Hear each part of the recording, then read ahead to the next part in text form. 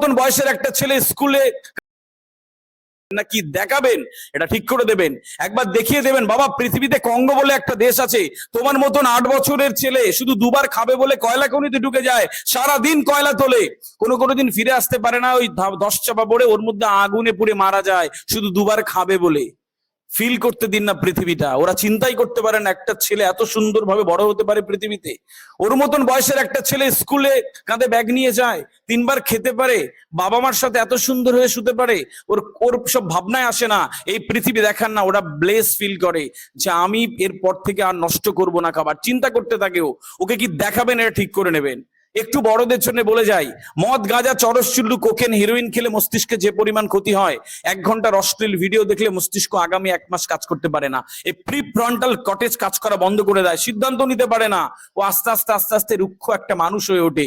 সন্তানকে 40 মিনিটের বেশি মোবাইল দেবেন না। রান্নাঘরে রান্না করছেন, জ্বালাতন করছে, মোবাইলটা দিয়ে বলছেন যা, ও 2.5 ঘন্টা মরার মতন বসে রয়েছে, নড়েও না চড়েও না, জল খায় না, কিচ্ছু করে না, আর ভাবছেন ও বিরাট বড় মানুষ হবে, জীবনেও হতে পারে না। প্লিজ 40 মিনিটের বেশি মোবাইল দেবেন না। আপনি বলবেন স্যার মঞ্চে কথা বলা হেভি সহজ, আমার ছেলে গেছে দেখে যান।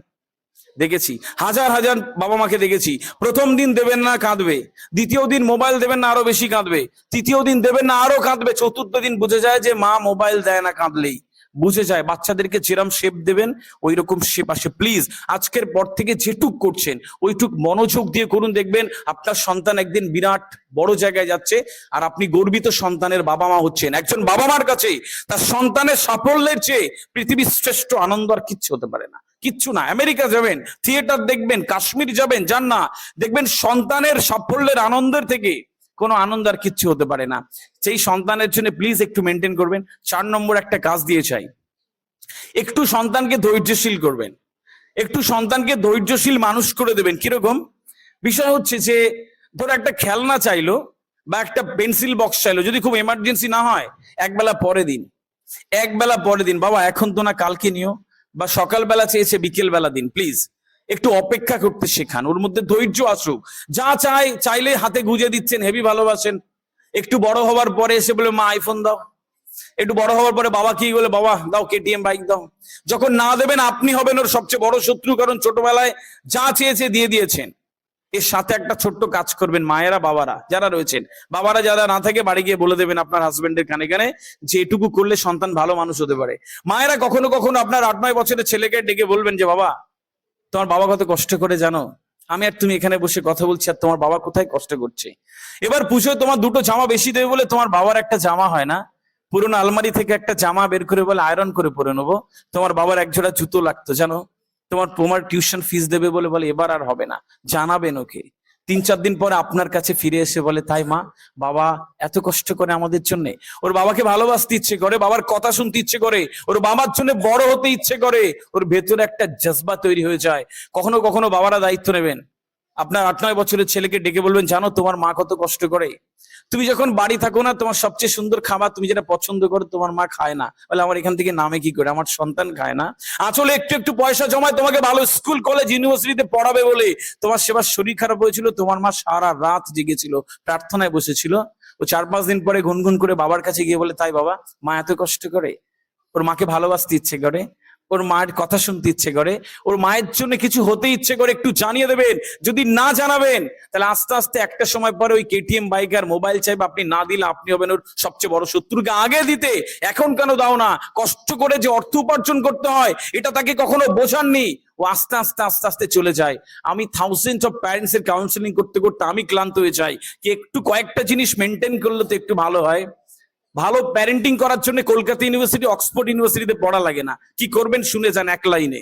ঠিক আপনার ছোটবেলায় যেগুলো খারাপ লাগতো, ঠিক আপনার ছোটবেলায় যেগুলো যন্ত্রণা দিত, ঠিক আপনার ছোটবেলায় যেগুলো অপমানিত লাগতো আপনার সন্তানের সাথে প্লিজ করবেন না, ব্যাস দেখবেন যে আস্তে আস্তে সুন্দর বেড়ে উঠছে। 5 নম্বর একটা কাজ দিচ্ছি, সন্তানকে শাসন করবেন, বেশি শাসন করবেন না।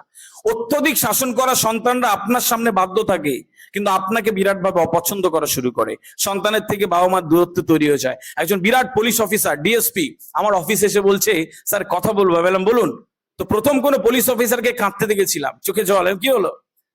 তো ঘটনা খুলে বললো যে গতকাল রাতে আমি আমার 8-এ পড়া ছেলেকে ফোন করলাম যে খেতে আয় বাবা, দেখলাম বাইরে ওর ঘরে গিয়ে মোবাইল বেজে যাচ্ছে। তো আমি মোবাইলটা সাইলেন্ট করতে গিয়ে দেখলাম যে আমি রিং করে রেখেছি, আমার নাম সেভ করে রেখেছে ভাইরাস, মানে বাবার নাম সেভ করে রেখেছে ভাইরাস নামে।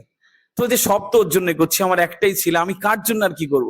তাহলে আমি বাইরে যান, ছেলেকে পাঠান। ছেলের সাথে কথা বললাম, আধ ঘন্টা ছেলের সাথে কথা বলার পরে বুঝলাম যে বাবাও কোনোদিন ছেলেকে সম্মান করেনি, ছেলেও করে না। ব্যাস, গিভ অ্যান্ড টেক পলিসিস। খারাপ লাগার কোনো জায়গা নেই। প্লিজ সন্তানকে ওই জায়গাটা দিন। অনেক শাসন করবেন, পাওয়ার রয়েছে, আমার কথা তোকে শুনতে হবে। একটা সময় পরে ও আপনার সামনে বাধ্য বাধ্য থাকবে, একটা সময় পরে এত অবাধ্য হবে আপনি আর আনতে পারবেন না। সারা জীবন চোখের জল ফেলতে হয় যে কি সন্তানের জন্ম দিয়েছি। প্লিজ, ছোট থেকে ওকে ভেঙে চুরে দিচ্ছেন, ওইটা করবেন না। সন্তানকে একটু বুঝুন, ওকে বলুন না এই টেলিভিশন মোবাইল দেখিস না, দেখিস না, দেখি না সারাক্ষণ। ও বলে জ্ঞান দেয়, একটু বলে দেন না যে বাবা এতক্ষণ মোবাইল দেখলে তোমার আইপিএস অফিসার হওয়া যায় না, এতক্ষণ মোবাইল দেখলে তুমি বড় ডিএসপি হতে পারবে না, ডিএম হতে পারবে না, বিরাট বড় আর্টিস্ট হতে পারবে না। ও আস্তে আস্তে বোঝে, তাহলে একটু কমিয়ে দিতে হয়। ঠিক এভাবে প্যারেন্টিং এ চলে যান প্লিজ। আমি পরবর্তী যে কাজটা আপনাদের জন্য একটু দিয়ে যাব, কি সন্তানকে একটু ফিল করেন, আপনার বাড়ির পরিবেশটা একটু পজিটিভ একটা ভাইবস দিয়ে রাখুন। কিরকম? প্রতিদিন সকালবেলা ওঠেন, অনেক টাকা স্কুলে ফিস দিচ্ছেন, তার বই খাতা কলম, আপনার কোথায় বাড়ি রয়েছে, শহরে এসে বসবাস করছেন, সব ছেড়ে ছুড়ে কার জন্যে? না সন্তানের পড়াশোনার জন্য। আর ঠিক ওইটুকু দেওয়ার বেলা সবার আপত্তি, সব ছেড়ে রয়েছে, পরিবার প্রিয়জন, বাড়ি যাওয়া হয় না, পুজোতে যাচ্ছে না, কোথায় রয়েছে 2 কামরার ফ্ল্যাটে, কষ্ট করে আলিশান বাংলো রয়েছে বাড়িতে, যায় না, পড়ে রয়েছে। আর কিছু জিনিস মেনটেন করার বেলা ব্যাস কি করবেন? একটা পজিটিভ ভাইবস দিন, একটু পিঠটা চাপড়ে সন্তানকে বলবেন যে বাবা এবার পরীক্ষায় 5 নম্বর কম পেয়েছো, কিচ্ছু হবে না, পরের বার পারবে। দেখবেন ও টকবগে আত্মবিশ্বাস নিয়ে ঘুমোতে যাচ্ছে। আমার মা বলেছে আমি পারবো, আমার বাবা বলেছে আমি পারবো, পৃথিবীর আর কোনো মানুষ ওকে ভেঙে দিতে পারে না, আর কোনো মানুষ ওকে ভাঙতে পারে না। ও উত্তরণের পথ তৈরি হয়ে যায়। আর আপনি খাওয়ার টেবিলে বকে বকে এটা ওটা তুলনা করে শুতে গেলেন, আর দুজন গল্প করছেন যে ছেলেরে বিরাট বড় অফিসার বানাবো, জীবনও হবে না। ও ভেবে শুতে যায়, ও ঘুমাতে যায় এটা ভেবে আমি কিচ্ছু পারি না, আমার দ্বারা কিছু হয় না। ওর মধ্যে কিরকম একটা আত্মবিশ্বাসহীনতা আসে, এটা আপনি খালি চোখে বুঝতে পারবেন না। প্লিজ, আমি লাস্ট একটা আপনাদের সাইকোলজি বলেছে, এই মুহূর্তে সন্তান মানুষ করার যারা টিচাররা রয়েছেন তাদের শিক্ষার্থীকে সফল করার প্রধান অস্ত্র বলে যাই, ঠিক এটুক করবেন। এই মুহূর্তে এডুকেশনিস্টরা বলে, সাইকোলজি বলে, একজন ছোট্ট শিক্ষার্থীকে বা সন্তানকে মানুষ করার প্রধান অস্ত্র হলো তার পর্যাপ্ত প্রশংসা। প্লিজ, আমি বেশিও বলিনি কমও বলিনি, পর্যাপ্ত প্রশংসা এটুক করবেন, দেখবেন যে আস্তে আস্তে ধীরে ধীরে সুন্দর হয়ে যাচ্ছে। আপনার যেই অসমাপ্ত বাসনা আপনার সন্তানের উপরে চাপাবেন না প্লিজ। আপনি ডাক্তার হতে পারেননি, আপনার সন্তানের ডাক্তার হতে হবে। ও রক্ত দেখলে ভয় পায়, ও কি করে হবে? ওর বাসে উঠলে বমি পায়, বলবেন যা ট্রাভেল ব্লগার হ, সম্ভব নয় ওর দ্বারা। ও যেটা পারে ওকে বেড়ে উঠতে দিন প্লিজ। আপনি ওকে ওর মতন করে বেড়ে উঠতে দিন, আপনি নজর রাখুন, কিন্তু সেটা কখনো যেন লিমিট না ক্রস করে, তাহলে একটা সময় পরে আপনার নামটা ভাইরাস নামে লেখা হয়ে যেতে পারে। কখনো এরকম না হোক। সম্মানিত উপস্থিতি, কয়েকটা জিনিস মেনটেন করলে আমাদের জীবনটা সুন্দর হয়, আমাদের সন্তানরা সুন্দর হয়। ক্লাসে যাচ্ছে, বসে রয়েছে হাঁ করে, যে বাচ্চা সুন্দর করে ক্লাসে কোনো ডিস্টার্ব করে না, শুধু বসে থাকে হাঁ করে, ও ভালো না, ওর মধ্যে ডিস্টার্ব আছে। এখনকার বাচ্চারা দুষ্টামি করবে, এখনকার বাচ্চারা চিৎকার চেঁচামেচি কথা বলবে, এদিক ওদিক তাকাবে। যদি আস্তে আস্তে স্তিমিত হয়ে যায়, চুপচাপ থাকে, একা একা থাকে, আপনার সন্তানের সমস্যা রয়েছে। প্লিজ আজকে ঠিক করে যান, আর নাহলে আগামীতে ওই লিমিট ক্রস করার পরে আর ফেরত আনতে পারবেন না। কলকাতার এক বিখ্যাত স্কুলের একজন টিচার এসেছিল, ইংরেজির ম্যাডাম, এসে আমাকে বলছে স্যার আমি আর পাচ্ছি না। বললাম কি হলো? বলছে স্যার আমার ছেলে আমাকে এত মারে, আমি সহ্য করতে পারি না। বললাম কেন মার খান? বলছি স্যার আমাকে না মারতে দিলে ও মরে যাবে। মানে ছেলে ক্লাস 9-এ পড়ে, ছোটবেলা থেকে হাজবেন্ড এন্ড ওয়াইফ চাকরি করে, মোবাইল দিয়ে রেখেছিল। এখন যখন মোবাইলটা তুলে নেয় তখন মাকে এত মারে যে ওই মারতে না দিলে বলছে কয়েকবার ছাদে চলে গেছে আমাকে ভেতর থেকে দরজা দিয়ে, যে ও মরে যাবে।